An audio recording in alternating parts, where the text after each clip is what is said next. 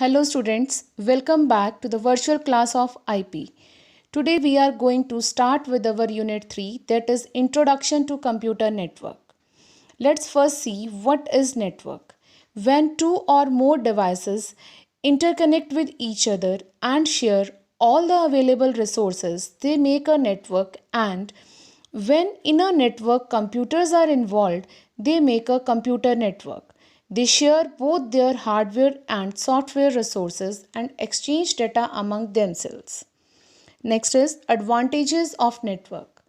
Number 1, resource sharing. By resource sharing, we mean that one resource is shared by all the computers in a network. For example, if there is a network of 10 computers and only one computer is having printer attached to itself, then all the 9 others can give print command and get the print. This ultimately leads to the cost saving.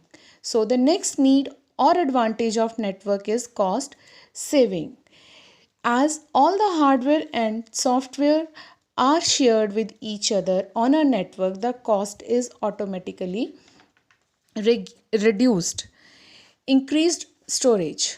On the network, same data is saved on multiple computers to ensure the availability of data in case of any system gets faulty. Next, collaborative user interaction. In a network, the data is transferred from one system to another very quickly, and the persons working on the network can communicate with each other by sending mails and chats, which saves time and cost both. Besides advantages, there are few disadvantages also. Like, initially the setup cost of networking is high and it requires timely supervision. Sometimes if server fails, then the attached system, which are often known as clients or nodes, stops working because server is the main part of any network. Next, now to form a network, there are some hardware requirements like transmission medium and network devices. Let's discuss. First, transmission medium. The medium through which we communicate over a network is called transmission medium. It is of two types, wired and wireless. Let's first discuss wired medium. When data is transferred with the help of wires, it is called wired or guided medium. This figure shows the twisted pair cable or wire which is used to create a small network. It contains 4 twisted pair cables covered in an outer shield. These work according to the colors, means these pairs are color coded. It is of two types, which you can see on the screen. One is UTP, unshielded twisted pair cable, and another is shielded twisted pair cable or STP. Details of these have been already shared with you in PDF file, so go through it. Next is coaxial cable. Before twisted pair cables, coaxial cables were used to frame a network. But now also you can see these cables being used for dish TV connections or cable TV connections. Then comes the optical fiber cables or fiber optic cables. These are the cables used nowadays for network as they carry data for a very large distance with high speed. The comparison of these three cables is on the screen. Now the next is wireless medium. When data is transmitted over a network without any physical interconnection, that is without wires, it is called wireless network, and medium is called wireless medium of transmission. It is also known as unguided media. Data is transferred through electromagnetic waves. Based on their frequency, these electromagnetic waves are categorized as radio waves, which are commonly used for communication both indoor and outdoor, as in the case of cordless phone, FM radio.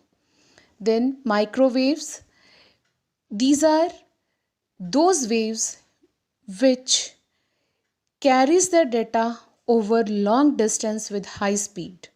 A high tower are built and microwave antennas are put on their tops to catch the signal, as these signals or data travel straight in lines. Then is satellite, Bluetooth, infrared rays are also the examples of wireless medium which are most commonly used in our daily life. Next comes the second part, or we can say the second requirement, that is network devices. Various devices which help in framing a network are called network devices, like NIC, Network Interface Card. It is a device that enables a computer to connect to network and communicate. Then is hub. It is a device that connects multiple nodes to form a network and redirects the received information to all the connected nodes. Switch. It is same as hub, but the only difference is that hub transmits data to all the connected nodes, but switch transmits data to the desired node only. Repeater. This is the hardware device or the network device which is used to amplify or regenerate the weak signals while they are transmitted over long distances. In simple words, we can say that repeater regenerates the received signals and retransmits it to the destination.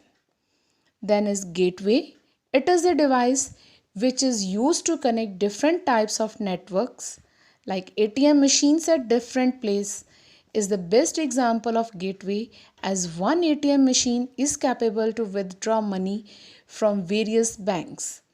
The gateway prevents the unauthorized access to and from a private network.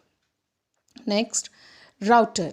It is a device to operate in a physical data link and network layers. It chooses the best optimal path to interconnect different networks. At last, and the important device, which is modem, which means modulator and demodulator device. It converts digital signals to analog signals at the sender end and analog to digital at the receiver end to make the communication possible through telephone lines. That's all for today. In the next class, we will learn about types of network. Till then, stay home, stay safe.